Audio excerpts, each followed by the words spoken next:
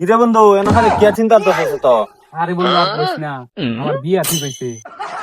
আমার মার্কেট থেকে কিছু মার্কেট করে লাগে, আমার মার্কেট করে যাওয়ার লাগে এইটা চিনি না। আরে বেটা গফর গাঁয়ের মেয়ে স্বামী আছে না, ওর ভিডিও দেখ তাহলে তো যেতে পারবি আলাল মার্কেট। খবর দেওয়ান ধ্যান তো।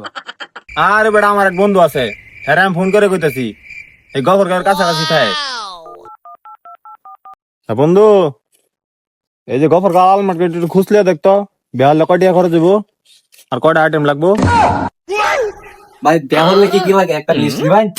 ভাই বিয়ে একটা সেট তো আছে, মোটামুটি অনেক কিছু লাগে।